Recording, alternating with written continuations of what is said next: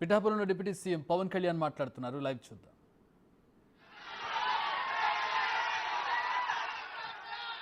నేను ఒకటే నమ్మాను,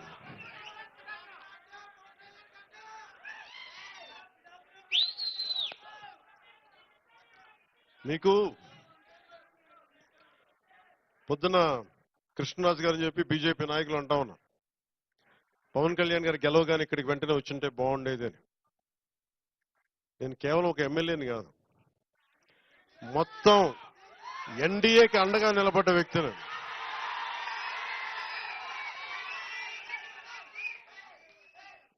ఇప్పుడు నా కుటుంబం నన్ను అర్థం చేసుకుంటుంది, నాకు తెలిసి ఎప్పుడు రావు. మొత్తం బాధ్యతలు తీసుకున్నా. నిజంగా చెప్పాలంటే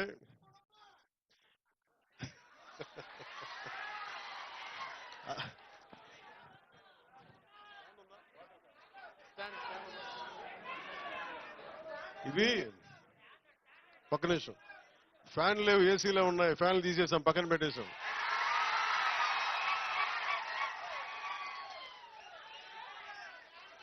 ఇది ఒక్క నిమిషం అంటే నాకు ఒకటే అనిపించింది, పిఠాపురం నేను హైదరాబాద్లో కూర్చున్నా. అందరూ అనుకుంటున్నారు కదా రిజల్ట్స్ వచ్చిన రోజున నేను ఏం చేస్తుంటానని.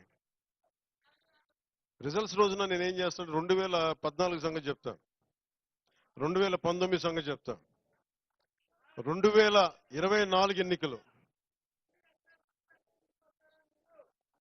మాట్లాడినివ్వండి, మీరు ఉండండి, మాట్లాడినివ్వండి, ఫస్ట్ మీరు ఆగండి.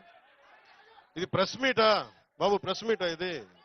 ప్రెస్ మీట్లా మాట్లాడద్దు. మాట్లాడుతున్నాం కదా, సభా సంస్కారమేనా అది? వినాలి, అలా కుదరదు. విను అలా కుదరదు. సభా సంస్కారం కాదు అది, సభా సంస్కారం కాదు. వినాలి మాట. ఏది సభకి, ఏది సభ? వినండి ఒక నిమిషం. ఏది సభ, ఏది అభినందన సభ?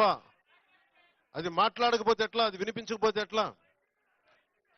ఏదైనా కానీ, ఎవరైనా కానీ, ఏ పార్టీ అని కాదు, ఏ పార్టీ అని కాదు, దేనికి ఆవేశాలు, దేనికి కృతజ్ఞతలు? వినండి బాబు ఒక నిమిషం, బాబా ఆగండి. ఇది ముందస్తుగా కృతజ్ఞతలు చెప్పుకోవడానికి వచ్చాం.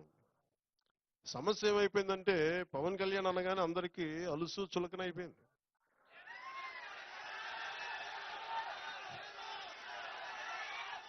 చెప్తున్నా అంటే, వీళ్ళకి ఎలాంటి వాళ్ళు కావాలంటే జగన్ లాంటి నాయకుడు రైట్ అనిపిస్తాడు. ఒకసారి ఇంటర్వ్యూలు ఇవ్వడం, మాట్లాడితే కొడతాడు, బెదిరిస్తాడు. వాళ్ళ దగ్గర భయంగా ఉంటారు, వాళ్ళ దగ్గర బలంగా ఉంటారు. ఇట్లా చేతులు కట్టుకుని కూర్చుంటారు. మనం ప్రేమగా ఉంటాం కదా, గుండె విప్పి మాట్లాడతాం కదా, అందుకని చులకన. అందుకని దయచేసి అందరూ కూడా, నేను చాలా గట్టివాడిని, గుర్తుపెట్టుకోండి. భయాలు లేవు నాకు.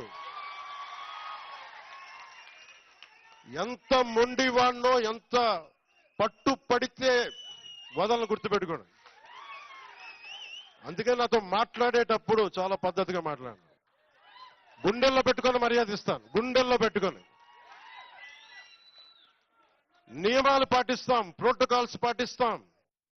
కానీ అలుసుగా తీసుకుంటే మటుకు నేను అంత తేలిగ్గా తీసుకున్నాను. ఎందుకంటే నేను ఒక వ్యవస్థని నడపాల్సిన వాడిని. ఒక వ్యవస్థను నడపాల్సిన కొన్నిసార్లు నేను గట్టిగా ఉండక తప్పదు. నాకు ఇష్టం ఉందా లేదా అని కాదు, గట్టిగా ఉండక తప్పదు. నేను మీకు మాట ఇచ్చాను, లా అండ్ ఆర్డర్ చాలా చాలా బలంగా ఉంటుందని చెప్పాను. ఆయన చెప్పిన బాధ నాకు అర్థమవుతా ఉంది. అట్రాసిటీ కేసుల గురించి ఏమంటారని. అది ఖచ్చితంగా అది ఉమ్మడి మనకి తెలుగుదేశం నాయకులు ఇచ్చిన ప్రణాళిక. అది కూటమి తీసుకుంది, ఖచ్చితంగా చేస్తాం అది. కానీ ఇది ఆ సందర్భం కాదు. ఇది జనవాణి కార్యక్రమం కాదు, ఇది మాట్లాడటానికి. ఇది ఆత్మీయ సభ. ఇది ఆత్మీయ సభని ఆత్మీయ సభగానే మాట్లాడుకుందాం. మీకు ఎందుకు ఇక్కడికి ఆసీనులయ్యానంటే, మీ అందరూ ఇక్కడ ఆసీనులైనందుకు గుండెల లోతుల నుంచి మీకు చెప్తున్నాను, మీరే కనుక లేకపోతే పిఠాపురం ప్రజలు, పిఠాపురం జనసేన నాయకులు, పిఠాపురం ప్రజలు, మనకి కూటమి నాయకులు బలంగా గనక నిలబడకుండా ఒక్క ఏకపక్షాన మనం బలంగా పోరాటం చేయకుండా ఉండుంటే ఈరోజు రాష్ట్రం రిజల్ట్స్ ఫలితాలు వేరేలాగా ఉండే. మీరు ఇచ్చారు బలం. నేను ఒకటే అనుకున్నా, గెలిస్తే నన్ను పిఠాపురం గెలిపించాలి. లేదు అంటే నేను ఒకటే అనుకున్నా, పాలిటిక్స్ నుంచి వెళ్ళడానికి కాదు, నేను మటుకు కూర్చోబెట్టి ఆల్మోస్ట్ ఒక బలమైన, ఇంకా ఎప్పుడు పోటీ చేస్తాను లేదు నాకు తెలియదు, ఆ స్థాయికి వచ్చేసాను. నేనేంటంటే పోటీ చేయడానికి, పదవులు అనిపించడానికి నేనేమనుకున్నానంటే, నా దేశం నాకు దేశభక్తినిచ్చింది, నా సమాజం నాకు బాధ్యతనిచ్చింది, నేను దీనికోసం పని చేస్తా. నాకు అవసరం లేదు ఇవన్నీ, కానీ తిట్లు తింటా. ఎందుకంటే నా దేశం మీద నాకు అంత పిచ్చి. నాకు నా బాధ్యత. మన సభలో మీరు చూశారు, అసెంబ్లీలో ఏం మాట్లాడాను నేను నా పార్టీ గురించి మాట్లాడాల. ఏ నేల అయితే, ఎవరి బలిదానం మీదైతే ఆంధ్ర రాష్ట్రం ఏర్పడిందో, పొట్టి శ్రీరాములు గారికి ఆయన గుర్తు తెచ్చుకునే మాట్లాడాను. ఏ ముఖ్యమంత్రి ఈరోజు కూర్చున్నా, గతంలో కూర్చొని ఉన్నా, దానికి మూలకారకుడు ఎవడు? పొట్టి శ్రీరాములు. ఆయనే లేకపోతే, ఆయనే బలిదానం లేకపోతే మనకి ఈ రోజున ఆంధ్ర రాష్ట్రం అనేది ఉండేది కాదు. సో నేను ఉన్నది దేనికి అంటే, ఇంతమంది గొప్ప మహానుభావులు ఉన్నారు. నేను అన్నా క్యాంటీన్లతో మాట్లాడి ఒకటే అడిగాను, అన్నా గారి క్యాంటీన్లతో పాటు డొక్కా సీతమ్మ గారి క్యాంటీన్లు రావాలి. అన్నా క్యాంటీన్లు ప్రారంభిస్తున్నప్పుడు దాంట్లో కొంత భాగం డొక్కా సీతమ్మ గారి క్యాంటీన్లు కూడా ఉంటాయి. దేనికి పెట్టుకోవాలి డొక్కా సీతమ్మ గారి?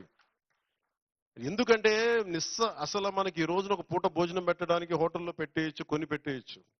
ఆ రోజుల్లో కట్టెలతో వండాలి, వర్షాలు, అలాంటి సమయంలో ఆవిడ కూర్చొని, అమ్మ సీతమ్మ ఆకలి అంటే కూర్చోబెట్టి అన్నం వండి పంపించే, లంకల దగ్గరికి వెళ్ళి కూడా ఆవిడ చేసేదంటే, అలాంటి విలువలున్న మనుషులు మనం గుర్తు తెచ్చుకోకపోతే సమాజం విచ్ఛిన్నం అయిపోతుంది.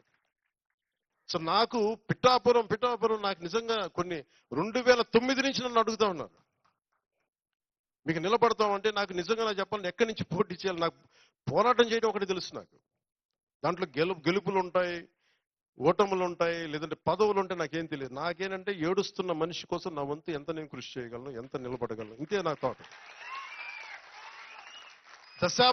దశాబ్దంన్నర నలిగిపోయా.